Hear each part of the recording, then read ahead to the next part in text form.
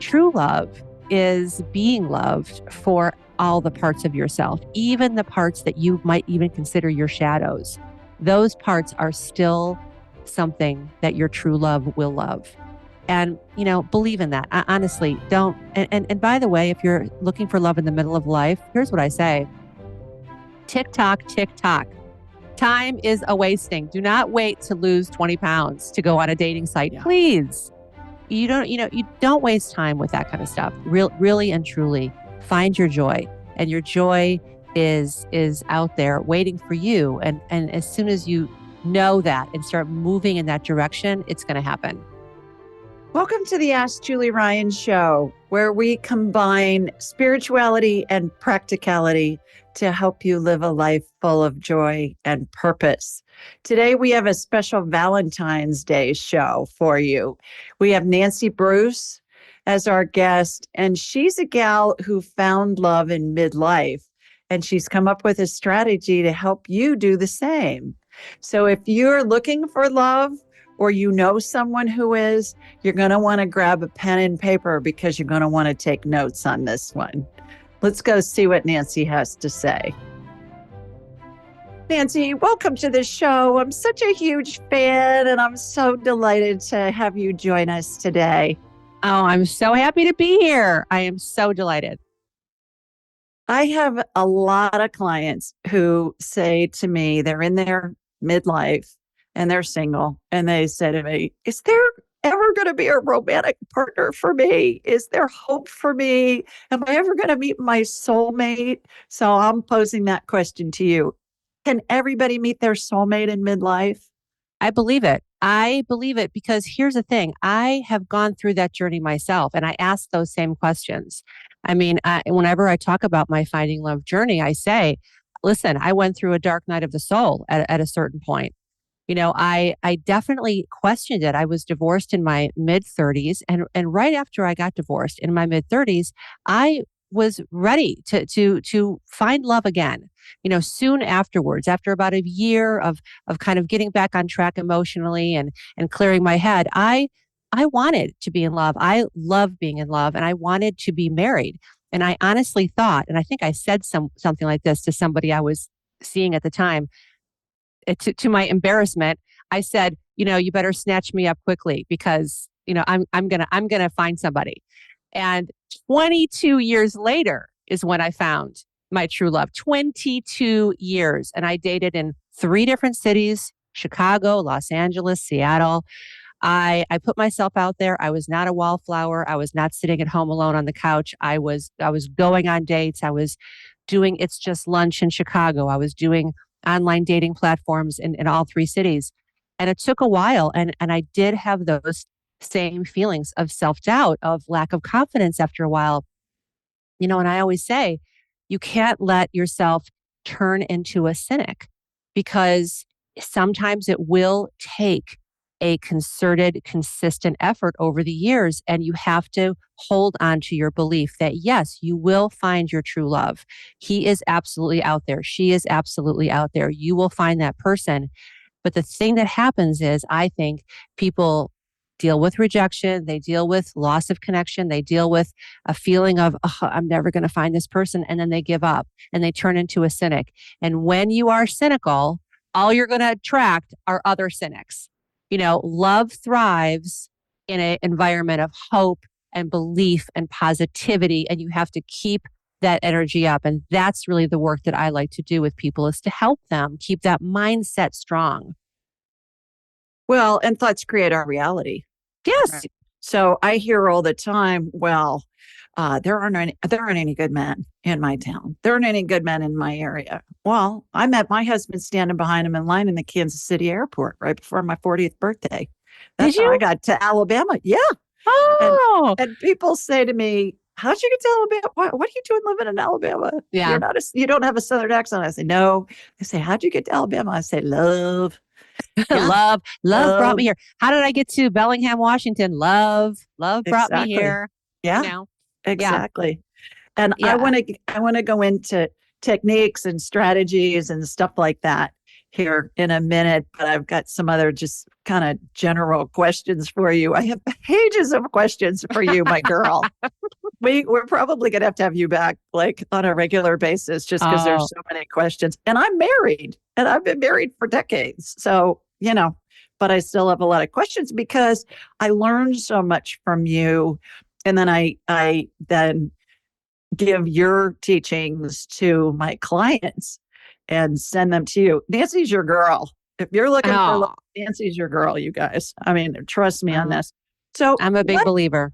what was the is it was there one thing that led you to have a desire to have a husband and then come up with a strategy to get one to find your true love? Was there like Mhm. a moment, an aha moment or a light bulb moment? Well, it's interesting. I remember talking to someone about my love story, and this was years ago when I first started kind of searching for love. And I remember saying, "Oh gosh, am I ever going to find someone?" And this was in the beginning of my journey, by the way. This was right when I started because there is always that question mark. It's not a simple formula of A plus B equals C. You're going to find your mate, and this is when you're going to find them, and this is what's going to happen. There is a bit of mystery around finding love, no matter what your age. And I remember talking to this friend and saying, "Oh, is it going to happen for me?" And she said something really smart, and I kept these words close to my heart. She said, relationships are important to you. I can see that about you. Relationships are important to you, Nancy. Truer words could not be spoken. I have two children who I absolutely adore. They are the loves of my life. I have friendships that span 30, 40, 50 years.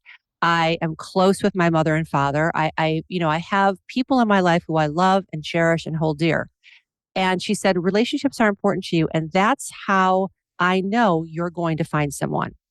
And because you want that. And this is a priority for you. Being in a loving relationship is a priority. And I really needed to hear that. And I needed to say those words to myself. And I have said them to myself repeatedly over the years when it seemed like, oh, I'm not going to find anyone. There's no one out there. Or the same story that some of your clients and your followers say. There aren't any good guys in my area, or men my age want younger women. There are a lot of stories we can tell ourselves. But I knew and I reminded myself that relationships are important to me. And this relationship, this romantic relationship, a relationship with a husband, with a partner, with a mate. This was a missing piece in my life. And I was really honest about that with myself. For a while, I would try to turn a blind eye to it and say, my life is great. I've got these kids, I've got this career, I've got these friendships, and all of that was true. But when I got really honest with myself and looked myself in the mirror and said, sure, you have a beautiful life and you are a very happy person. However, there is a missing piece, Nancy. Relationships are important to you. And this relationship, this one that is absent and has been absent for a while, it's important to you. And it's going to continue to be an absence until you fill it. And I feel like, I'm a straight shooter. And I talk honestly to others and I speak honestly to myself as well. And I had to remind myself of that repeatedly when I felt like giving up, when I felt like it wasn't going to happen. I reminded myself what a priority this really is for me, and that the other side of this, finding that true love, there was going to be a whole wellspring of happiness that I haven't tapped into yet. And it's absolutely true. I can tell you, and that's why I love to talk about this, and that's why I have a podcast. That's why I work with clients. That's why I wanted to be on your show, because I love to talk about this. Because the truth is, I took that journey for 22 years, and then I found myself on the other side of it with exactly the relationship I wanted, and even a different relationship that I could have imagined. We can talk about that later too. But yes, the answer is yes. Exactly what I thought. There was going to be this wellspring of happiness and joy and love. And yeah, yes, it's here. So I totally believe in it for everybody else. And in answer to your question, that aha moment happened to me many years before David and I met, my husband David, many, many years before. At the beginning of my journey, that was my aha moment. And I just kept those words close to my heart the whole time. The whole time. I never let myself forget it. The two times that you said you're experiencing the happiness and joy it sounds to me like it's even better than what you'd envisioned. Every time you said that, Nance, I had full body goosebumps, which is validation from spirit going, she's on Hmm. it. That's true. Both Yes. times. It was just like, oh. So speaking of spirit, was there a spiritual component to your journey? Did you make a wish list, a vision board? Did you chant affirmations? What did you do from a Yeah. spiritual side to bring all of the different stars so that they'd align so you could meet your husband? Yeah, that's a great question. And I feel like I have been on a spiritual journey for many, many years. I mean, I think that we're all on a spiritual journey, whether we know it or not. And I think that I became aware of my spiritual journey. Let's say it that way. I became aware of it several years ago, and before I met David, and when I was on this quest, really on this journey, this quest to find true love. And I did tap into my spirituality and my belief that there is something beyond the veil. There are some cooperative forces that are helping me. And I really decided to, hey, let's pull out all the let's stops. Let's try everything. Let me talk to and let me convene with these helpers on the other side. Are there forces that are conspiring for my happiness? Yes, I believe that there are. I believe that that is true for all of us. And so I decided to really tap into conversations about that. And I met with spiritual teachers. I met with Sonia Choquette, who's a spiritual teacher and mentor of mine. I met with Martha Beck. I met with a variety of teachers, healers, people who I wanted to have this conversation with because I didn't know. I didn't know everything that I needed to know. I wanted to turn up the volume on my own spiritual awareness so that I could use my spiritual awareness as a tool to find happiness and love and fulfillment, which I think is one of the greatest reasons to be in touch with your spirituality, because we are here, I think, to find joy and to here's the truth. Here's what I really think. I really think that we are here to love each other. I think that is the reason we're here. It's not to buy houses and cars and to eat and sleep. We're here to love each other. And we love each other imperfectly. That is absolutely true. But even in those imperfection, there's so much beauty. And I think that when you open yourself up to really wanting that true fulfillment of love in your life, that is a spiritual quest in and of itself. I think that most people who find true, lasting, deep love know that there's a spiritual element to that. I mean, I'm pretty sure that whether or not we say it to ourselves out loud, I think that there's a knowing, there's an inner wisdom there, there's an intuition, and when you meet somebody who you would call your soulmate or your true love, isn't there an intuitive nod in each other's direction? I mean, my husband David Bruce and I don't really have that much in common on paper. He's a former professional hockey player from Canada. And I'm a Midwestern girl.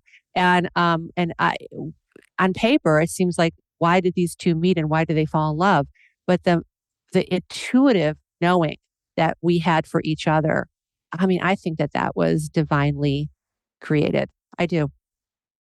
I agree 100%. And, for me, standing behind Tim, my husband, his back was to me standing in line. I was in Kansas City less than 24 hours.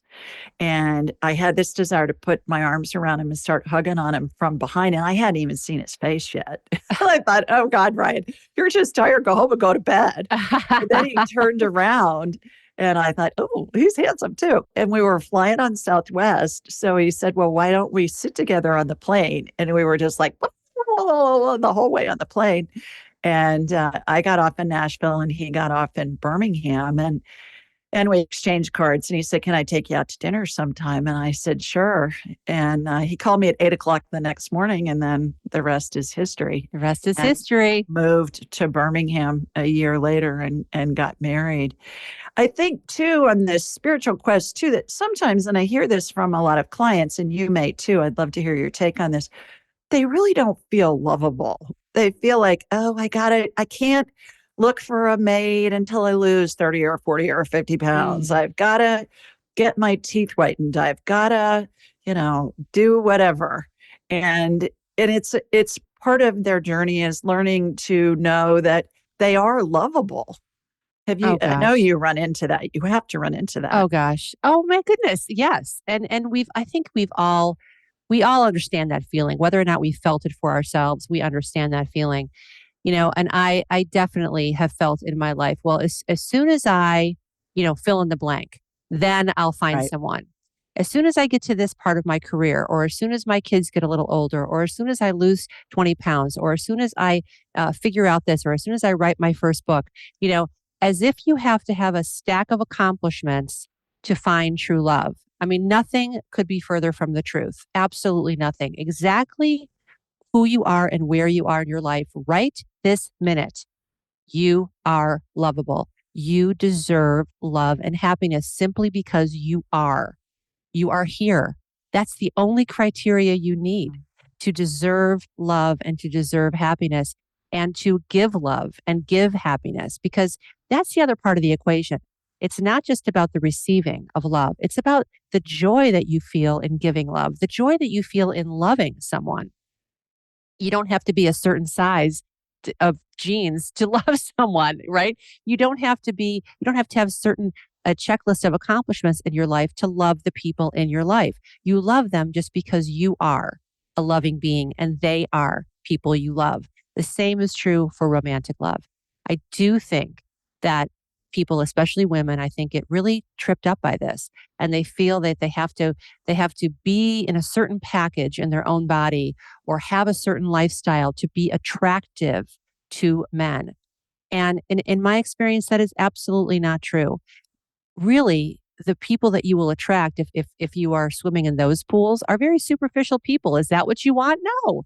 You want someone who's going to love you for who you are, for your sense of humor, for the way your mind works, for your compassion, for the way you laugh, for the way that you um, just move around in your body, move around the house. I mean, my husband, even the things that I would consider not lovable, even to this day, things like, if I get a little grumpy about something, I honestly can tell you that David thinks it's funny and endearing.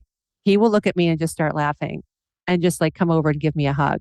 So true love is being loved for all the parts of yourself, even the parts that you might even consider your shadows. Those parts are still something that your true love will love. And, believe in that. I, honestly, don't. And by the way, if you're looking for love in the middle of life, here's what I say: tick tock, tick tock. Time is a wasting. Do not wait to lose 20 pounds to go on a dating site. Yeah. Please. You don't waste time with that kind of stuff. Really and truly find your joy, and your joy is out there waiting for you. And as soon as you know that and start moving in that direction, it's going to happen. Well, and on the TikTok comment too, my mother died 4 years before my father. And funny story, when my mom died, a few months later, my dad said, "Oh, I got this card, this beautiful card." He's going on and on and on from this gal who was in your mom's class. They went to this all girls Catholic high school at the academy. This woman, I knew her name was Elizabeth. And he's going on and on about this card. And I said, "Oh," and I'm thinking, is she a poet? What's the deal here? And I said, "Well, Dad, what did she say?" And he said, "Well, she said, 'So sorry.'" I said, "That was it? You're looking for something there, buddy." And so, long story short, they got engaged in pretty short order. And my siblings went nuts over it. And they thought he should wait a year and all this other stuff. And I said, "For what? He's 75 years old. Right. Why does he have to wait for?" They were married 50 some years. I mean, this is divine intervention that this woman has shown up there. She's going to prolong his life. And she Oh, did. yeah. So even, not just midlife, I mean, after midlife too. In his case, it was the best thing that ever happened to him. Yeah. There's no expiration date on our hearts, right? We want love at every stage in our life. And midlife, later years, who Right. cares? Who cares how old you are? It does not matter. What matters is your happiness. And yes, this woman that you're describing for your father probably did extend his life, and Oh, she she did. made it happy. Yeah, So he had happy years of companionship and love and laughter and comfort. And so what a gift. What a exactly. gift. And that's absolutely right. There is no such thing as too late or too old when it comes to love. No such thing. I agree. Do you believe meeting David, your husband, was a destiny thing or a chance thing or a calculated thing or all of the above? Well, I mean, listen, I do think it was my destiny to meet and fall in love and marry David Bruce. And nothing could make me happier than that. But it's what I do also believe it is that, actions have to be backed up by some kind of strategy. You do have to have a plan in place. I'm a big believer in meditation and prayer and thoughtfulness and mindfulness. But as I tell people, you are not going to meditate yourself into a romantic relationship. At some point, you got to get off the couch. You really do. And I am also a big believer in mindset. And I think that having the right mindset, believing in love, believing that you deserve to be loved and that you are lovable, imagining and envisioning what this relationship will look like in the middle of life, really putting all the power of your belief and your thoughts into motion, to creating a solid mindset, really important first step. Then it has to be backed up by some planning and some action. And so, yes, I do think that there was a strategy involved in meeting David. And at the foundation of that strategy was I simply never gave up. I did not give up. I didn't give up, Julie. I mean, I dated for 22 years. And when I say I dated for 22 years, I mean it. I mean, I was out there on the front lines. I was in the field going on dates. And I just believed that I would find someone and I kept at it. And when I moved to Seattle, I had this moment where I had gone back to Cleveland right before I moved to Seattle from Los Angeles. I went back to Cleveland to see my folks, see my mom and dad. And when I was in Cleveland, I'm from a small town in Independence, Ohio, and I ran into an old flame from high school. And he and I had this tumultuous, what I thought was the true love story of my life. And it lasted 3 months and completely flamed out because he was not the right man for me. But he was the guy that I had dreamed of all along, all these years. He was tall, dark, and handsome, and he was the most popular kid in class, and he had the great sense of humor. And all my girlfriends went to prom and homecoming with him, and he never laid eyes on me, not once, all through middle school and high school. So he was the template of the man that I wanted. And then lo and behold, here I am in my 50s and I'm home for a weekend and I run into him and he's sweeping me off my feet. And we have this amazing, amazing affair for three months. And I thought to myself, oh my gosh, this is amazing. This is my love story. And what a great ending. What a great happy ending. The guy that she fell in love with when she was in fourth grade, and that ends up being her true love story. That was terrific. Well, as I said, it completely flamed out. And I was in Seattle. And I'll tell you that the wind was out of my sails at that point. I was just exhausted. I've been dating forever. I was living in a new city.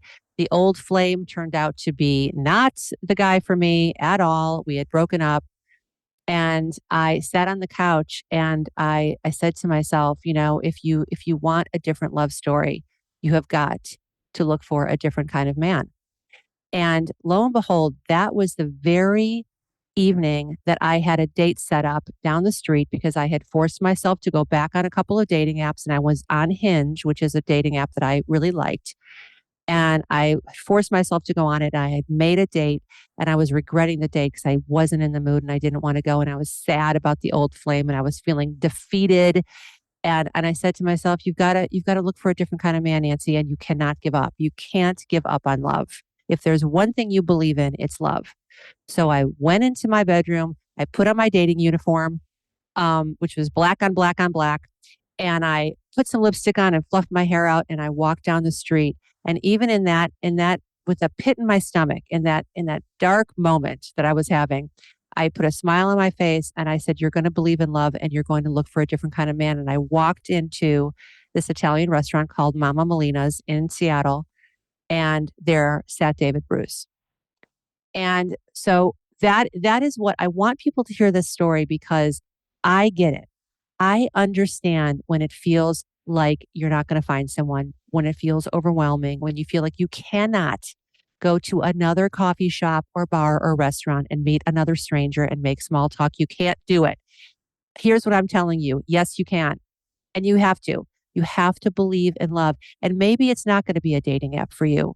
Maybe it's going to be you're going to join a local book club. You're going to go on a cruise. You're going to get involved in other ways in your community. You're going to tell every single person that you know that you're looking for love and please fix me up with someone. Maybe it's not, it doesn't have to be one way. It doesn't have to be exactly the way that I did it. But you asked me, was it backed up by strategy or was it just your destiny? Here's my answer: both. Love was my destiny because I think love is everyone's destiny because I think that that's why we're here to love each other. But yes, it was backed up by strategy and action and dating uniforms and hinge and getting myself off the couch even when I didn't want to. So strategy plays an important role, especially in the middle of life, especially now, because sometimes, it's easy to not meet anybody for a few days. I mean, I was just snowed in to my house for like the half the week. I didn't see a soul. So I think it's easy to hibernate and isolate, and you have to force yourself to get out there.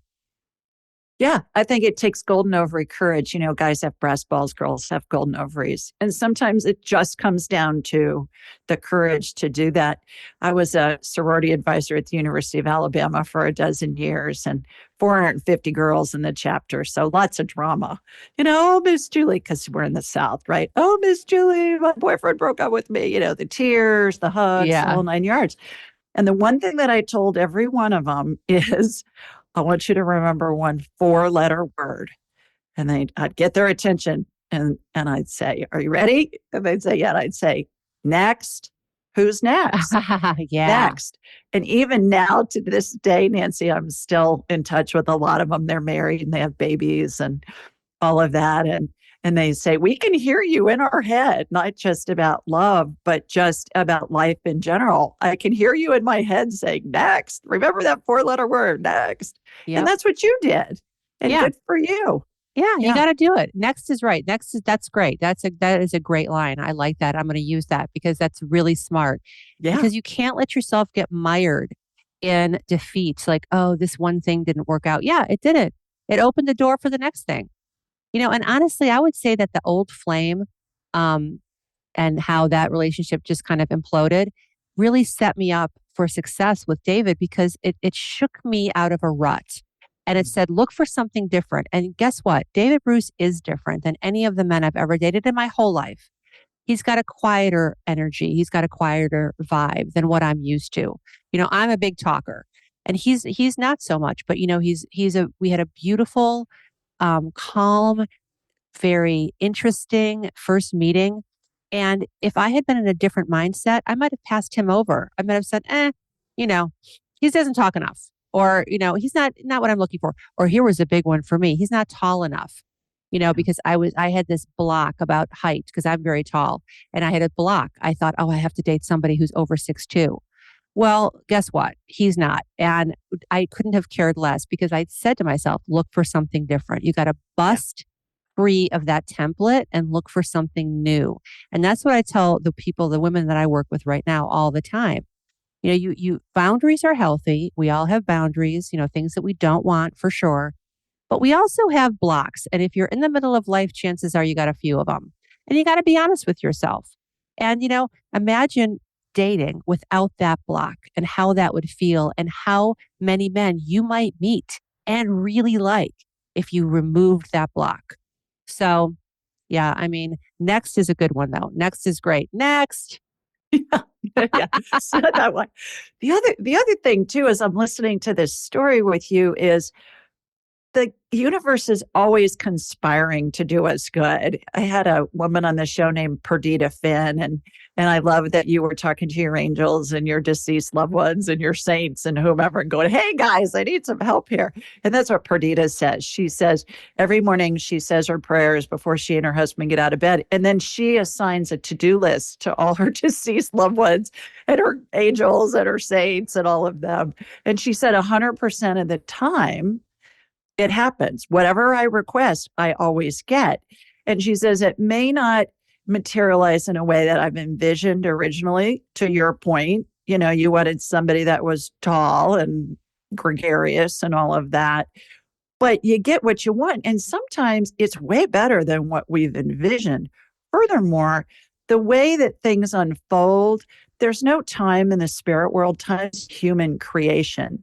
So all of these pieces of the puzzle were being moved into place in order for you to meet David at the exact perfect time in your life, based on where you were emotionally, based on where your kids were, based on where you were from a professional standpoint.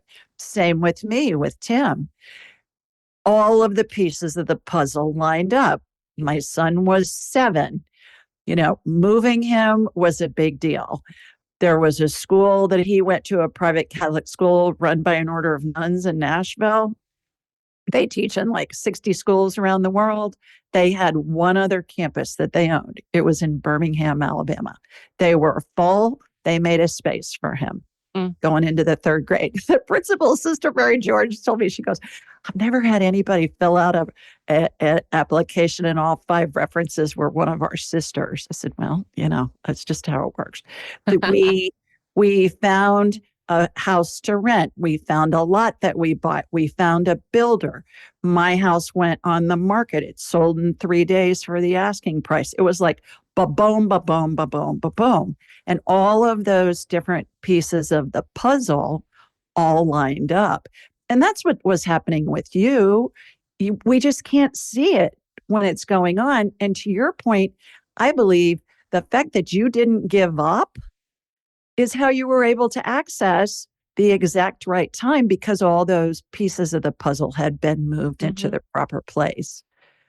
Yeah, this what you're saying is so true, and it brings to mind a quote: "You can't have a happy ending to an unhappy journey." So when you are, if you are listening to this and you are on a journey to find love, and you are, in the middle of life, let's say, you can't have a happy ending to an unhappy journey. So believe, like Julia is saying, that all the pieces are slowly but surely moving in the right direction, and trust in that. And then let the belief of that, let the knowing lift your spirits so that you can have a happy journey while you're at it. If you're trying to struggle your way through this, and if you're filled with dread and depression and self-doubt, there's no way for you to find the joy of love. You're not going to have that happy outcome if you're miserable along the way. And and one great way to become happy about it is to trust that pieces are falling in place, as you're saying they do, like the pieces of a puzzle. Very much the same thing was true for me. I was at a point in my life when my kids were grown, and I was living in a part of the world where I was going to meet David Bruce, who lives in Bellingham, Washington. I've never even heard of Bellingham before I came here to see him once. Yeah, I had never even heard of it. Um, I thought it was a neighborhood in Seattle. That is a true story. I said, "How long did it take you to drive here?" He said, "About an hour and a half." And I'm like, "What? I thought I thought you lived in Seattle." He goes, "No, I told you Bellingham. I thought that was a neighborhood. I did not know." But, so here I was in Seattle, and I was in Seattle because I wanted to be closer to my son, who was working in Whidbey Island. He's a naval officer. Had grown children, grown and out of the house, so I could move to Bellingham when the time when David asked me to marry him, and he said, "Will you move to Bellingham?" The answer was really simple: yes. It was just me, right? I had a career as a freelancer that made it very, very easy for me to move. I wasn't tied down to a job anywhere. None of these things were true 10 years prior, Right. right? So, I am just glad. I'm glad looking back over my life that even though I talk and I laugh about the 22 years of dating, and I tell funny stories about it, I was not miserable. I was not miserable. I was having a good time with it. I was meeting interesting people. I was trying. I had my own back. I was out there trying to find love. I wasn't crying myself to sleep every night. I wasn't miserable or self-doubting about it. Um, and I'm glad, because it all worked out. I'm extremely blissed out, happily married right now. And I'm glad that I don't have to look back and regret 2 decades of misery. So if you're listening to this, believe the pieces are coming together and enjoy the journey. Enjoy. That is the key to success. Find the joy in the journey. Well, and to your point, not just with this, but with everything, we attract what we think about. So if Yes, you're miserable, you're going to attract somebody who's miserable. It's just how our reality works. So fake it till you make it. Put a smile on your face, and that's going to make you feel better. And just go I and, agree. and meet whoever it is. All right. So let's get into some strategy here. You're a strategy girl. That's one of the things I most admire about you because being a strategist in the business space, I can see how you've parlayed those skill sets into this.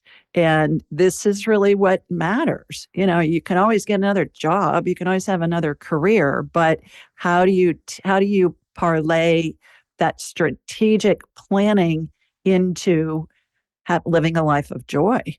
Right.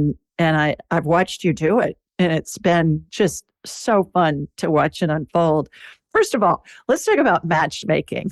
I always think of matchmaker, matchmaker, make me Make a me a match, match. Yes. find me a find from Fiddler on the Roof. It Yes. in preparing for this chat with you today, I looked it up. It goes back like pre um, Middle Ages. What I found was it was very popular in the Netherlands, China, India, Korea, and Thailand. Russian and European priests and rabbis, Fiddler on the Roof, that's where that Yep. story comes from, acted as matchmakers way before the Middle Ages. And I'm wondering, are online dating services the 21st century equivalent of matchmakers that have been in place probably since the beginning of time? Yes. I mean, and so here's one a note that I want to say about matchmakers, and because I have worked with matchmakers in the past, of varying degrees, right? Like personal, one-on-one, highly expensive matchmakers, and also organizations like It's Just Lunch, which is an organization that I worked with in Chicago that acts as a matchmaker. They take your profile, they have a pool of possible matches for you, and they actually assign you. They say, hey, we think that you're going to get along with this person, and you are obligated to the extent that, hey, we're all in this, we're participating, we've all paid our money, so I'm going to do it. You're obligated to meet that person in person. So not just review their profile online and say yes or no. I think there's a real power in that. And I think it's really interesting that you bring up the history of matchmaking because it goes to show you two things. Number one, how important community is when it comes to finding love. We are meant to be tribal. We are meant to be part of a community. And back in the olden days, the people, the elders in the community would be in charge of finding love, finding matches for the younger members of the community. And you trusted them because they had your best interests at heart and they knew everybody and they knew how the community worked. And they said, you're going to be a great match with this one. And you're going to be a great match with that one. And I think it worked because of that reason, because there was such a sense of belonging and community, and everybody wants the best for all of us, and love is so important, which I think is the second reason that matchmaking has such a rich history, because we all inherently intuitively understand the importance of love, of being in love, of having love in our lives, of having beautiful support system that love creates around you. So I think it's interesting. Matchmaking is very much, I think, at the core. Even if you've never worked with a matchmaker before, I think that you kind of inherently understand why that is such a great idea, why that can be such a great support network in your life. So yes, not everybody can actually work with matchmakers in this day and age. Number one, a lot of matchmaking firms are super elite and super expensive. Let's just be honest, they really are. And that you might not live in a place that has a matchmaker available to you, and it just isn't the right cup of tea for everybody, right? Online dating, I think, is a way. It's not really a replacement for matchmaking, but it is a replacement for community, right? Like some people are really nervous about dating online, and I really try to assuage their fears because there really isn't anything to be afraid of. Yes, you need to be safe.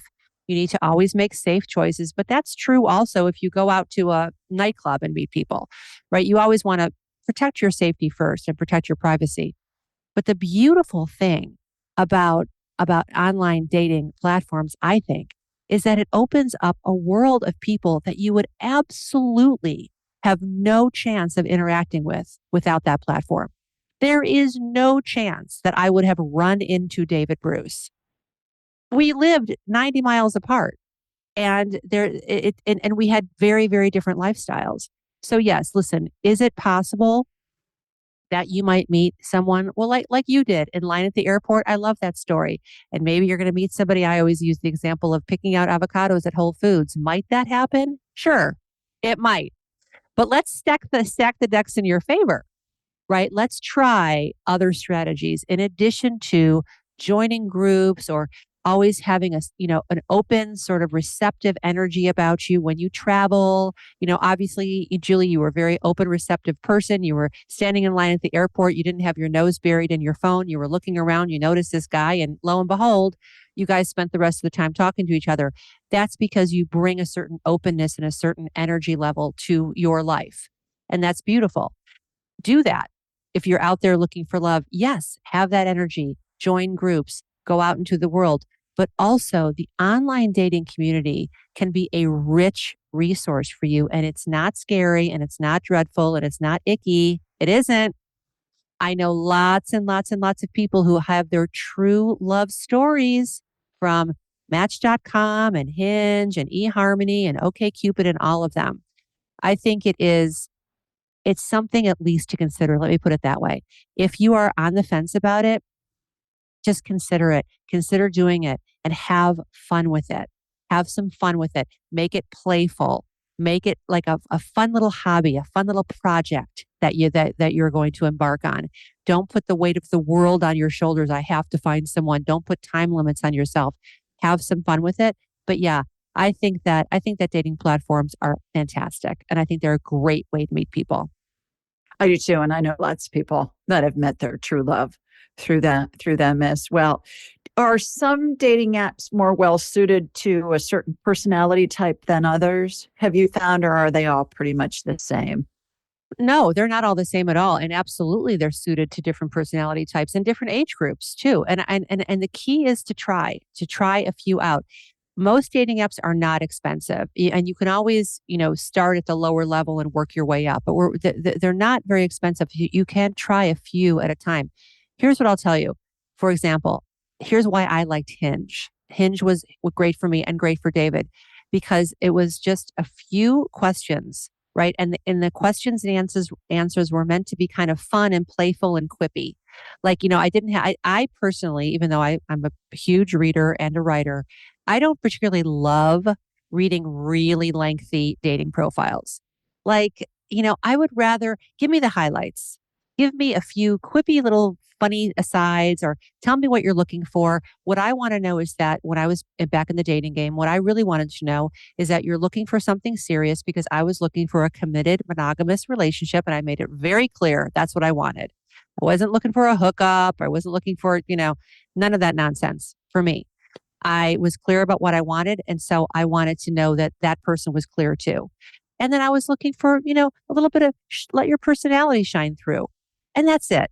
So I'm not a person that wants to read 4 paragraphs of someone's dating profile. And that's why I liked Hinge, because there were just a couple questions and a couple, funny answers there. And it's meant to be kind of playful and funny. And then pictures, photographs. So it's very much a swipe left, right kind of a dating app. That worked for me and for David too, because he had the same vibe. He had the same feeling. He just wanted to, read a couple of things and see a few pictures and make a choice. So that might be right for you, right? If you're looking to approach dating in kind of a more lighthearted, more playful way. Some people really like an extensive profile and an extensive questionnaire. So, for example, Match.com or eHarmony. I remember when I was on eHarmony in Chicago. Oh my goodness. I think it took me 3 hours to answer their questionnaire. I mean, there were so many questions. I was like, well, am I joining the FBI? What is this, a background search? Like it just felt extensive. And that wasn't for me. but Mhm. some people love it. And for some people, they want to know that that person has been really thoroughly vetted, right? So it comes with a bit of trial and error. You got to go out there and choose a few, read up about them and choose a few and just give it a try. If it doesn't work for you, go to the next one. Like you said before, next, go to the next one.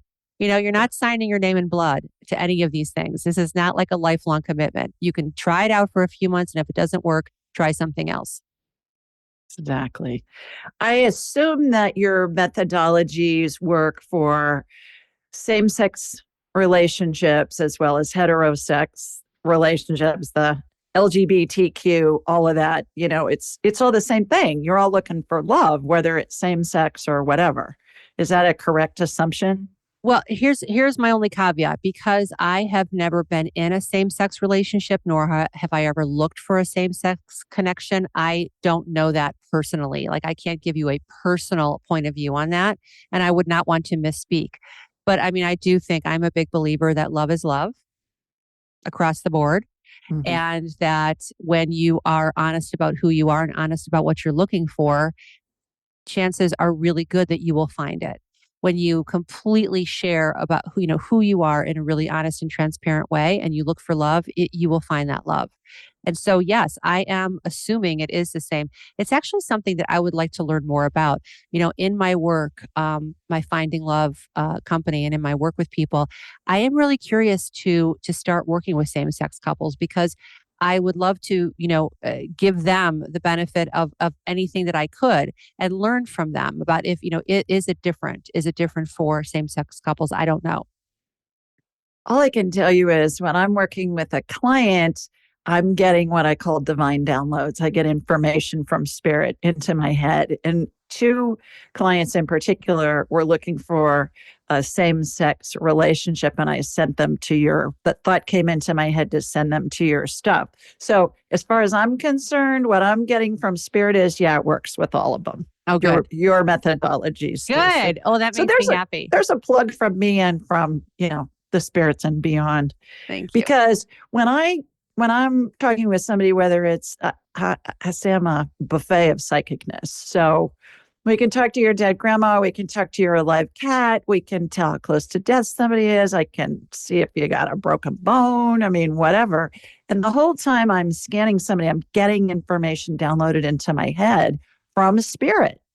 And two occasions that come to mind, I got downloaded to send them to your site and I your love show. that. I am So, yeah, so honored by that. Thank yeah. you. I love that.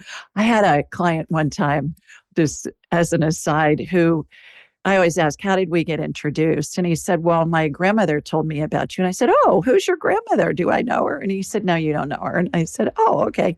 And he said, she's been dead for 25 years. I said, well, how did you get information about me from your grandmother? And he said, she appeared to me in a dream and she said, you need to talk with Julie Ryan. And he said, I thought, who the hell's Julie Ryan?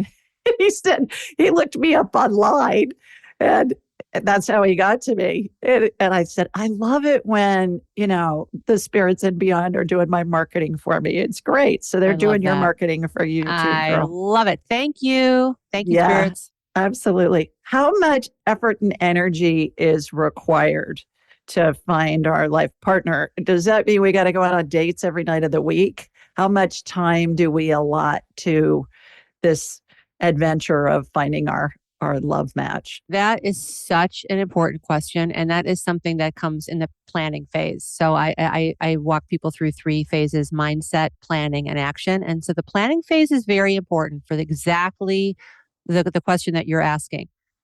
When you're in the middle of life, at any stage of life, you're busy. You've got things going on. You have a life to live. You've got people in your life. You have a career. You have, interests and friendship groups and everything else. And you have to be really clear about how much time you are going to devote to this. And I do say, let's treat this like a project, finding love, because it is. It is not just something you're going to necessarily stumble into. You have to treat it like a project and treat it. A project has strategy. And let's think about how much time you're going to devote to this. And the goal here is simple, and it's this: make sure that it works for you. So one of the things that happens a lot when you're dating is that you burn out.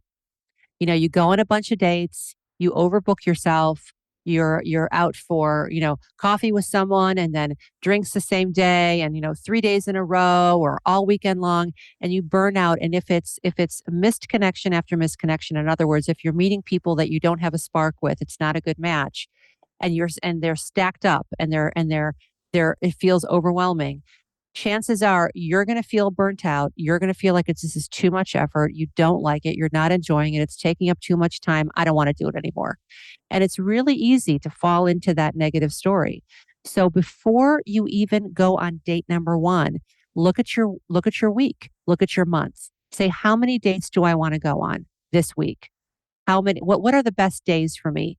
Is it Wednesday and Monday, or is it Friday and Sunday? Like, what are the best days? It might not be weekends. Weekends might be your me time. It might be, a Saturday. For me, Saturdays are my special time. I don't do anything on Saturdays that I don't want to do. I don't even I don't answer emails. I don't want to do anything. Saturdays are my one day of complete and total rest. I unplug. If that's true for you, if you have one day of the week that is really sacred to you, don't start making dates with strangers on that day. Right. Be honest with yourself. What is the schedule that you would like to adhere to when it comes to dating? Right?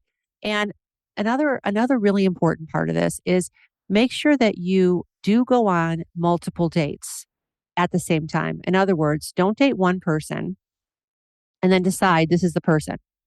I'm going to put all my eggs in this basket, because what starts happening is your mind tricks you and you start thinking, this is my person.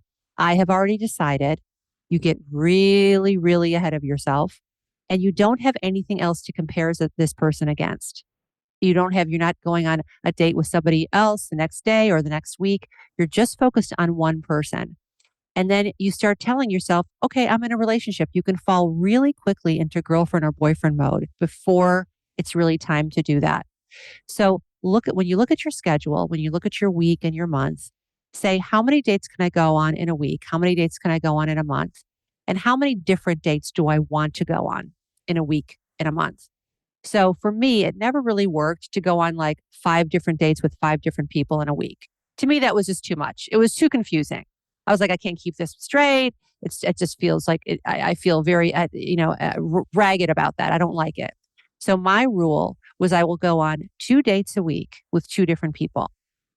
And I would not go on 2 dates with the same person. So in other words, if one guy said, "Oh, can I see you tomorrow night?" The answer is no, I'll see you next week. I liked to pace it out. That worked for me because it gave me space between dates to think about this. Think about this guy, think about the interaction, think about what I was feeling, write about it, journal about it. So 2 dates for me was enough. And I had a job back then. I had a full-time job. I had a really vibrant friendship group. This is when I was living in Los Angeles. And I had other things I wanted to do. So I didn't pour every last private moment into dating. That would have burned me out. The key is you got to play the long game here. You got to set yourself up for success and create a strategy that is repeatable over time. What can you sustain over time? Because we are playing the long game and we are in this until we find love. I don't want you burning out after 1 month and then I have to start over again later. Just keep it up. Keep up a pace that feels really good for you. Right. Is it a good idea to do a background check on somebody before you meet them Oh for my the first gosh. time, or if you're wanting to go out with them more? And if the answer is yes, is there an easy way to do that? Okay, so I just heard this story. I talked about this on my podcast a few weeks ago. Yeah, you know what? It probably is a really good idea. I never did it, but this woman was telling me how she met someone and they were really hitting it off. They met on a dating site. They were hitting it off. They were texting and emailing and talking on the phone for hours and hours and hours. And it came time for them to meet in person. And she looked him up on did a background check on him and found out that he was like wanted by the FBI for tax fraud, that he had this whole double life, that half of what he was telling her wasn't true. I mean, it was nuts. And she would not have found that out had she not looked into that, had not done a background check on him. So yes, it is. I think it is probably a very good idea. I can tell you, I don't know. I don't have any resources I can share because I never did it. I mean, I didn't even really Google people, right? Like I just thought, oh, well, I'm going to trust my intuition. But I've changed my mind about that over the last few years. I think it's not a bad idea to do. It doesn't have to be, you don't have to pretend you're the FBI and do a deep dive, but I mean, you can do even a cursory check just to make sure that what this person is telling you is true and he's above board. Again, it comes back to safety first, right? You do want to be safe. You do want to make sure that you're not putting yourself in a risky position. And you have to be honest with yourself that you are meeting strangers. That's why I like to, and it was called back when I was doing this, back when I was on online dating, it was called staying on app, which means I didn't give my private phone number out to people because sometimes guys would say, well, let me just text you. What's your phone number? And I'm like, we don't need to do that yet. We can communicate within the app. And most apps have an ability to text. You can text back and forth within the app. So if you stay on app, you're still somewhat anonymous. And so I liked that. I mean, I always did that. And then I always also had another safety sort of tip was that I met men only in my neighborhood. In other words, they could travel to see me. And some people say, well, what if they don't want to? And I'm like, okay, well, any man worth his salt will get in his car and drive to you. That's what I say to that. So I only met in my neighborhood. I had a couple of restaurants and coffee shops right around where I live. And I met men there at places that I felt safe, that I felt comfortable, where I, maybe knew the wait staff. There was one place near my house in Seattle where I knew the bartender. So places where I felt safe and comfortable and could leave at a moment's notice if I wanted to. Those are those little safety tips that I'd like to pass along. But yeah, I don't think background checks are a bad idea. I don't. I mean, I think, and if you feel like you want to do it, if you're getting the intuitive hit, yeah, hey, check this guy out or check this woman out, then do it. Follow your intuition, follow your gut. Exactly. Exactly. And let somebody know where you're going to be and what time you're going to be there, like a friend or a sibling or somebody like Always. that. Somebody needs to know where you are.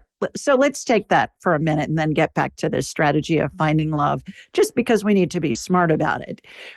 If you find yourself, if we find ourselves in a situation where it's uncomfortable, is there an easy way or a way you would recommend to extricate ourselves from that situation without, having somebody follow us home or something along those lines? Yeah. I mean, this is one of the reasons I always liked meeting people during the day when possible, or Mm-hmm. early evening, like 5, 6 o'clock. Um, so a couple of things. First of all, if you are, and this is perhaps more geared to women, right? This message. If you are uncomfortable for any reason, you leave. You say, I'm going to go. And that's all you don't need an explanation. You don't need to have a big reason. I think that most women, and especially, I'm going to make a generalization here, but especially women in the middle of life, most of us may have been raised to be people pleasers. We may have been raised to be always, make sure that we're not rude or hurt anyone's feelings or say the wrong thing. And therefore, we can put ourselves in very compromised situations because we don't want to speak up and we don't want to be rude. Here's the truth: your gut will tell you if you're in a situation that you need to leave. It's just the truth. Your intuition, your gut will tell you. If you are uncomfortable for any reason, you simply say, I'm going to go. Thanks. I'm going to leave. And that's it. And you get up and leave. Will the person follow you home? I mean, if that has never happened to me. If that ever happened, then that's actually an escalated situation. That is unsafe. If someone starts physically following you, and then you need to go right back into the restaurant, and I mean, I would call the police. So I am a big proponent of safety, physical safety, and I don't think that you should ever worry about hurting someone's feelings or being rude or overreacting. If you feel scared, that's a gift, right? The gift of fear, right? That is a gift. That is a God-given gift to keep you safe, and you need to listen to it. So one of the ways I stacked the deck in my favor on this count was that I did often meet people during the day. I like meeting for coffee. or even for lunch, or take a walk in a public place, or early evenings. The other thing is, I had a rule that I did not stay longer than an hour on a first date. So that way, and if you are, for example, drinking alcohol, you don't want to be sitting at a bar or sitting at a restaurant having glass after glass after glass of wine for 3 hours, and then all of a sudden you're a little fuzzy and you're not really sure, what's going on. You're a little disoriented. That's not a great strategy when it comes to meeting people you don't know. Never forget that this person on first meeting is a stranger. And it's a first meeting is just to see if there's any spark, any connection. And yes, maybe you've had many conversations with him on text message or maybe even on the phone, but this is a first meeting with a virtual stranger. And you have to mind yourself. You have to be aware of what's going on and have your decision making faculties sharpened and be able to get up and leave at a moment's notice. So keep the first meeting short and sweet. If you are going to drink alcohol, drink very little of it. And remember that it's meant to be an assessment, an evaluation. Do we like each other? Do I like him? Am I into this person? Do I like her? And that's all. And then leave, and there can always be a second date. So when you wade into the dating water slowly, I think that you really keep yourself safer that way. Good point. How do we cut to the chase to figure out if this is somebody who shares our values and our similarities and somebody that we want to see again? Is there a strategy for how to do small talk and figure this stuff out all at the same time to do it concurrently? Oh my gosh. I love these questions. And this is stuff that I can talk about for hours and hours. I'm not going to be able to answer the whole thing about small talk. I just did a podcast about small talk and I sent out a newsletter about it. And I wanted to write like a chapter in a book about small talk because yes, small talk is not just small talk. You don't approach a date like a job interview. Certainly not. You don't want to be off-putting and stilted and rigid. And okay, I've got 10 questions for you to answer. Get ready. But you are there to find out information and you are there to find out if this is a match, not just emotionally and energetically, although that's extremely important, but also do we share similar values? Is this a lifestyle match? Is this somebody that I want to introduce to my friends and my children one day? Do I like this person? I'm not trying to say all this happens on the first date, but small talk isn't just small talk. Small talk is sort of a window right into who this person is. And it's your opportunity to share who you are. So I have a variety of strategies about small talk, but I want to answer the other part of your question first, which is how do you find out? I once got really, really great advice about how to deal with a first date and how to assess and evaluate a first date. And how do I know if I want to see him again and XYZ? And this was always a bit of a stumbling block for me, right? Because, I'm not bowled over by men on first meeting. I mean, I'm just not. I mean, I dated for 22 years. It's like, okay, I've seen it all. So it's not like I'm meeting guys and swooning over them and oh my gosh, I think I'm in love. So my question was always, well, how do I know if I should have a second date with them? And here's the really good advice that I got. All a second date is you saying to yourself, yeah, that first date was nice. I'd like to talk to him a little bit more. That's all it is. It's not butterflies in my stomach. Oh my gosh, I'm swooning. My heart is racing. Oh, I'm picking out my wedding gown. It's nothing like that. It's not, oh, wow, I can't believe this person dropped himself into my life. It's a quieter voice. If you were talking about intuition and inner wisdom, it's a quieter voice. It's a whisper. It's okay, okay, yeah, I think I'd like to keep going with this conversation. That was nice. That's all it needs to be. And you know what? There's an argument to be made for that's all it should be. Because usually butterflies in the stomach and a racing heart means you're uncomfortable or in some way. Your nervous system is dysregulated. Who knows? Are those butterflies because it's triggering or in some way? I mean, when I first met David, we had a nice, calm, lovely conversation. I told him stories. He listened. He told me stories. I listened. We had a couple of laughs, nothing huge. And at the end of the date, I thought, okay, I would see him again. Like I would keep talking to this guy. That was it. That was it. People are like, did you want to kiss him right away? Oh, I didn't even think twice about kissing him right away. No, not at all. I just thought, okay, good. So listen to your intuition's smaller, quieter voice on those first dates and don't expect to be bowled over because you don't want to be bowled over. You're looking for a mature, sustainable, lasting, safe, passionate love. You're not looking for woo butterflies in the stomach. That stuff flames out.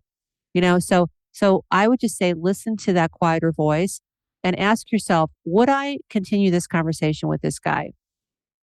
Was there enough there that I would keep talking to him? That's all you got to ask yourself. And if the answer is yes, then yes, go on that second date. Go on the second date. And if the answer is no, if you're like, here's the truth, my eyes were glazing over in boredom, I never want to have to sit through that again, then don't. Listen to that part of your intuition too. And there will be lots of that. I mean, listen, it's just the truth.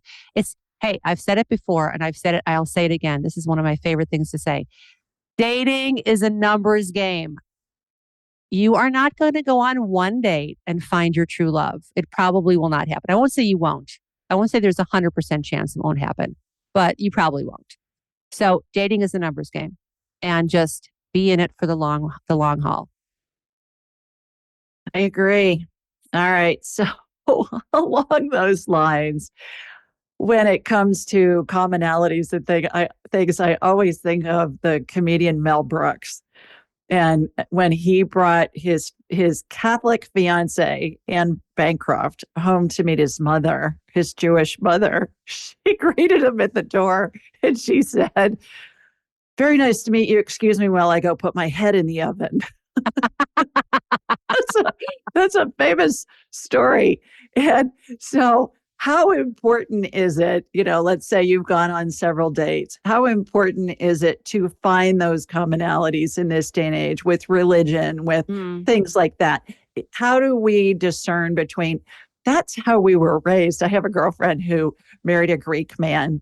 And when she met his mother, and for the rest of the mother in law's life, she kept saying, "She no Greek, she no Greek." It was like, that was her first strike against her. She no Greek. But how do we make that decision? Is there a way that we can pay attention to, are we being led in spite of how we've been raised, in spite of these beliefs? How do we tell what's a belief that's really worth exploring or not if we're Mm. feeling really led to spend time with this person? Hmm. Well, I am of the opinion that love conquers all. I really believe that with my whole heart. I think that love is the most important thing and the only important thing in life. And I think that differences are beautiful. And I personally love differences in relationships because I don't want to date someone or be married to someone who's the carbon copy of me. I like variety. So I never shied away from differences myself. And I do believe that if there's true love there, everything else pales in comparison to that. For some people, certain ways that they were brought up, whether it's religion or any kind of cultural truth about their upbringing, that becomes very very important. That is very very very important to them, and they want to date within the confines of that. And here's what I say to that: be honest with yourself and be honest with everybody you're dating. If those things are deal breakers for you, there is no reason to pretend otherwise, and then get yourself and the other person in a horrible situation where you're having to choose between like family and this love of your life, or cultural traditions that are important to you and this person. Be fair. Be fair. If there are actual deal breakers, I can't really relate to that because I don't have any. I was raised without any organized religion, and I was just I'm just a Midwestern girl. That's it. I mean, it doesn't matter to me. You can literally be anybody on earth and date me, or you could have back in the day before I got married. So I can't really relate to that personally, but I do respect that people have those boundaries and they have those truths in their life. And if you are one of those people, be clear about it from the get-go. And we talked about this before, Julie. Like attracts like. What you manifest is what you're going to put out there. So if you put out there to the universe, this is what I'm looking for, this and only this, okay, great. Then that's what you're going to find. But it's with the problems I think happen when people aren't really honest with themselves or others about what they really, really want and what they value and what they need and are looking for. I think as long as you're upfront and honest and transparent about it, your odds of succeeding are greater. Mhm. I could talk to you all day. I got a I few could more talk to you all questions day. This before is I so let you fun. go. Let's get to the sex topic here. Oh my gosh. A lot of women I talk to who are clients or they call into my show, they say, "Oh my God, the thought of sleeping with somebody else just gives me the willies," especially if they've been celibate for a while, either because they've been widowed or divorced or whatever. And that whole thought is just sometimes too big of a hurdle for them to really get over. What do you say to somebody who has that fear? And is there a thought process that you lead them through to help them at least approach that hurdle and maybe look at it in a different light? Well, I will tell you, I'll start this answer by telling you a funny story. I remember when I was living in Los Angeles talking to my friend Sherry, we were talking about dating and I was single and she was single and I was on my dating journey and I was like, oh gosh, the thought of having sex, I mean, it just feels like a lot of work. Do I really want to go through all that nakedness and oh God, and then the conversations about it? Like, can we just sit down and have a cup of coffee instead? I mean, I get it. I have been through those times in my life when it did feel like it felt like, first of all, it almost felt like something from another planet. Like I hadn't had sex in so long. Like I can't even imagine doing that again.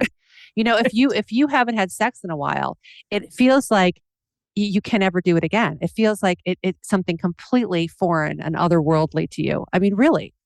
And so I get that. I understand that. And there's also like a queasiness about it. Like, oh my gosh, what do I look like? Am I even still sexy? Do I want to do this? How do I even do it? Like, are there new things that I don't know about? I mean, there's all of it. You actually do. You go through this whole thing. Here's what I will tell you. And I want you to believe this if you're listening and this is you. I want you to believe this with your heart.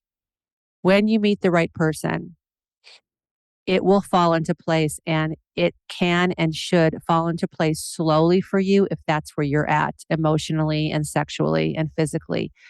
Nothing says that you have to be, it's not like the movies, you have to be ripping your clothes off and they're littering the hallway and you're falling into bed. I mean, that whole thing, it doesn't have to be like that. I think that we see images of romance and sexuality in film and on TV, and we hear about it and read about it. And it feels like it has to be this big, dramatic, melodramatic event. It doesn't have to be like that. And more than often, it isn't like that. It's more a coming together of two souls who really love and care about each other and respect each other and are tender with each other. And if you really are feeling worried about it, be honest. That's the best advice I could ever give anybody when it comes to relationships. I mean, just be open and honest with your partner and say what you need. Hey, I need to take this really slowly. It's been a long time for me. I haven't done this in a while. So I really need to go slow.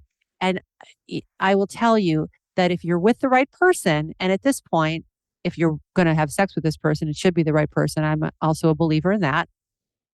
I am a believer in committed monogamy because I just think it works better in the long run, especially for women. And, this person, if he cares about you and he will, and if he loves you and respects you and he will, then he's going to want to go slowly too, for your sake and for his, and for the sake of the relationship. He doesn't want to torpedo the relationship by falling into bed too fast or, making it this big, huge, weird event that you're uncomfortable with. So I really honestly believe that you can take it at your pace and you can also just be super honest and communicate that. And the man that you're talking to, or the woman in whatever sex we're talking about here, if you're a man who's nervous about it, be honest. Yeah. Be honest. And guess what? If you're a man in the middle of life, chances are You might have some reality with erectile dysfunction. You might be taking Viagra. All that stuff that's part of the midlife and later life dating game, people. Let me just tell you. So it is, there's nothing to be ashamed of. The lines of communication have to be open. And again, when you're with the right person, a person who loves and cares for you, respects you, wants the best for you, this conversation will actually be beautiful and eye opening, and it will bring you closer. It will bring you closer, and it will make your sex life better in the long run. Thank you for that, because that's a topic that comes up a lot with my clients with me. They're like, oh my God, I just can't. And I think it's important to remember too that we all go to fear. We're all hardwired Yeah. for fear and a survival thing. So when we have a thought of something like that or anything, just meeting somebody that we don't know, fear's going to be the first thing that comes up Yeah. 100% of the time. Yeah. And then It's we've got scary. to, You're going to take your clothes off in front of a stranger. I'm not a well, stranger yeah, by that point, but yeah, yeah. it's not the easiest thing. And we don't have to pretend that it is. I think that I feel like we've all been sold this idea that it's got to be so sexy and fluid and oh, it's so easy. Let me just take this off. Like it doesn't have to happen like that. And it's probably not going to. You don't have to pretend. You're not an actress. You don't have to pretend you're in some steamy sex scene. It's maybe better to sit down and have it be open and you communicate and maybe you laugh about it and you dissipate those fears and you dissipate that nervousness. And then you have a better experience anyway. Mhm. Well, and I think that goes for everything, not just with sex and not just with dating and falling in love. I think it's all aspects of our life. We have to be able to discern, is this a real fear? Is this a fake fear? And my technique that I Yeah. teach is the 2-minute rule. You ask yourself when you're feeling fear, anything that feels bad is based in fear, anger, jealousy, boredom, actual grief, fear itself. And you ask yourself, is this going to kill me in the next 2 minutes? The answer is yes. Change the conditions, get out of the road before the Right. truck runs you over. The answer is no, it's a fake fear based in a limiting belief. One of my best friends a few years ago lost her husband of 38 years. He had a 3-year battle with cancer and lovely guy, just a great guy. And on the last couple of days of his life, Nancy said, I'm going to send you a guy to keep you company till we can be together in heaven again. And she said, yeah, whatever. And he goes, no, seriously. And she's calling me and she's saying, I think it's some morphine. And I said, just listen to him, talk to him about it. So he brought it up again and he said, I'm going to send you a guy. And she said, well, how will I know it's him? And he said, look for the mermaid. She said, Ah, look for the mermaid. What the heck does that mean? So she called me after that conversation. She goes, okay, now I really know it's the morphine. So fast forward, her husband passes. Few months down the line, she's on a dating app because one of her girlfriends signed her up for it. And this guy asks her to lunch. So they go to lunch. Lovely guy, no big deal, same thing. And she goes on a second date. On a third date, he said to her, I'm a retired pilot. I'd like to show you my plane. And she's telling me this story. And I'm saying, is that like his Rembrandt's in the hangar? What's up with that? And so he takes her to the hangar, dance, and on the tail of his plane is painted a mermaid. mermaid. Oh my And goodness. she married him a year later. Oh, that's crazy. I love that. And they are leaving in next month for 60 some days in Europe. They're traveling all over the world. She's living her just blissful life. And I married them. I got one of those preacher certificates online, where it's free to be ordained and then you pay $20 for the certificate. Yeah. So I married them. I called it the Church of What's Happening Now. You get the online preacher certificate. And so at the wedding, this is what a gem this guy is. At the wedding, he had a necklace made for her out of gold and diamonds, and it's a mermaid. And Oh, after they said their vows, he handed it to her. And he and I had arranged this ahead of time. And he handed it to her and he said, this is from both of us, meaning him and wow. her late husband. Oh, I just got So chills. I know. So the fact of the Wow. matter is, she was scared to death to go back out onto the dating scene. And we laughed about the mermaid and all of that. I found a crystal mermaid figurine that's like 2 feet tall or something, and that was their wedding gift. It was hand blown and it was gorgeous. But look for the signs, I say. You're gonna get signs, whether it's from your dying husband who's Yeah. saying he's gonna send somebody to you so that you're not alone and so that you can enjoy it. If it's a sign like for me, all those different variables lined up. And I kept saying, okay, I'm going to do this. Funny story about meeting Tim too. My aunt who I'd gone to visit, who had a hotline to heaven, before I left, she said, "Now I want to tell you, had a talk with God this morning, and He told me He's going to send you somebody." Because I was going through a divorce when I met Tim, and she said, "I'm going to send you somebody. It is going to happen really fast, and everybody's going to think you're nuts. But if you follow your heart, you'll be doing God's will." So I got home from the airport and I said, her name was Irene. I said, "Aunt Irene, I got home." And she said, "Remember what I told you about what God told me?" And I said, "Well, I met this really nice guy on the plane." And she goes, "Oh, praise Jesus, it's him." And I said, "Well, I don't know about that." But when she met him a few months later, she said, "God told me you were coming and here you are." So Mm, follow the signs, yeah. follow the intuition you get. And it Yeah. sounds like you had many signs and you were being led to Yeah. meet David. And at this point, I believe you're on a mission from God. You're being led based on everything that you went through. You're being led to help other people, primarily women in life, find the loves of their lives in middle age. This is your purpose, girl. You are so good at it and you just light up. And this is part of your life's purpose that you're fulfilling. You're bringing joy to others, helping others find joy, and in the same time you're enjoying it yourself. What do Yeah. you have to say about all that? Yes, I feel that way. I mean, I was working with women who were starting businesses. I was a brand strategist and brand coach, work that I really loved, helping women tell their stories and launch their brands and build their dreams. Loved it. And I honestly, I opened my eyes one day and I said, "Oh, you know what? I want to talk about finding love.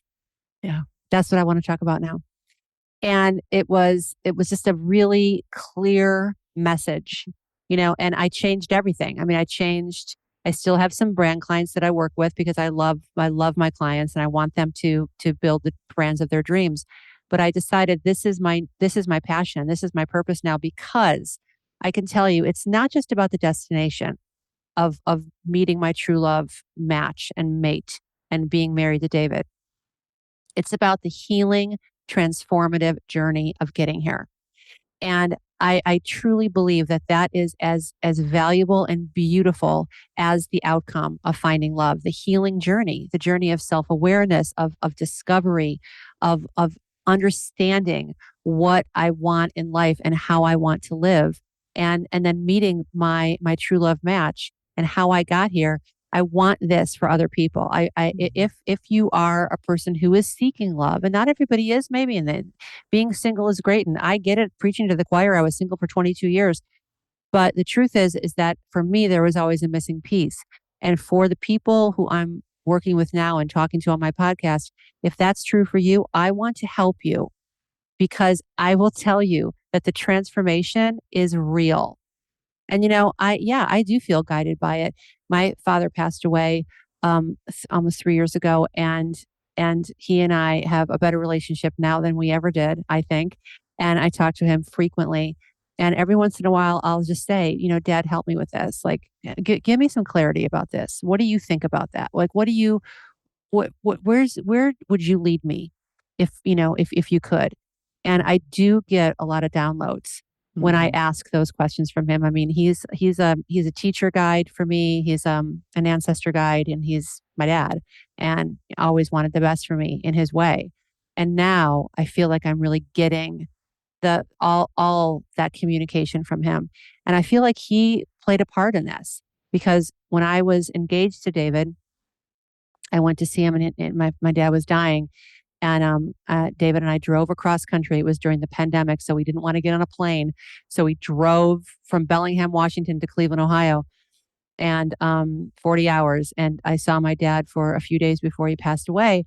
And I was sitting on his bedside, and he looked at my engagement ring, and he said, your life is really about to change now. And I said, it is.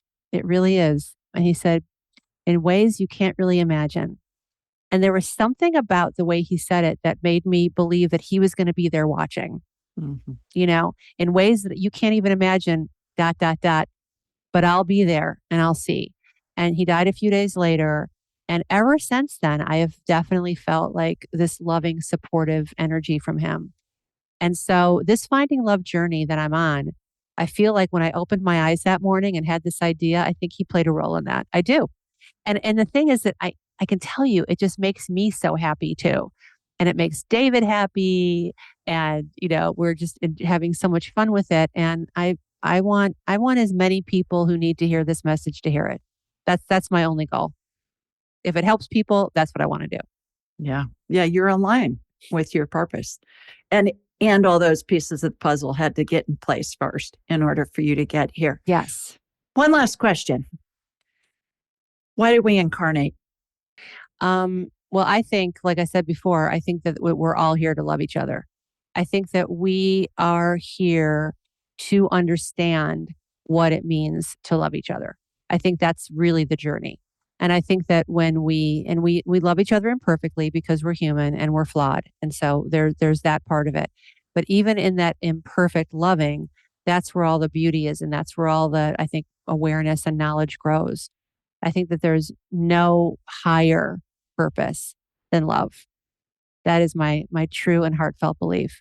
There's no higher purpose, and there's nothing that brings more joy to yourself and to everyone around you. So I think that's why we're here. I think that we're here to be as fully and lovingly human as we possibly can. Great answer. If you're looking for love yourself, if you know somebody who's looking for love, whether it be a friend or a sibling or a child or whomever, Nancy's your girl. Follow Nancy. Find Nancy. How can people learn more about you and your work? Well, you can go to my website, findinglove.co, and you can find me on Instagram. I'm at nancy.h.bruce. And the Finding Love podcast, you can find that on my website, findinglove.co. And I'm also on YouTube, the Finding Love podcast, and on all the various podcast platforms, wherever you listen to your podcasts. And also, you can email me if you have any questions, if you have a topic you'd like me to talk about on my podcast, if you have a question that you'd like to have answered, email me at hello@findinglove.co. And I would be happy to answer your questions. And I do work with some clients one-on-one. I have some select spots, and that's a really fun deep dive. And that's why I call that the dating love line. And in the course of the year, in the course of 2024, I'm going to be rolling out digital courses and live workshops and some digital products.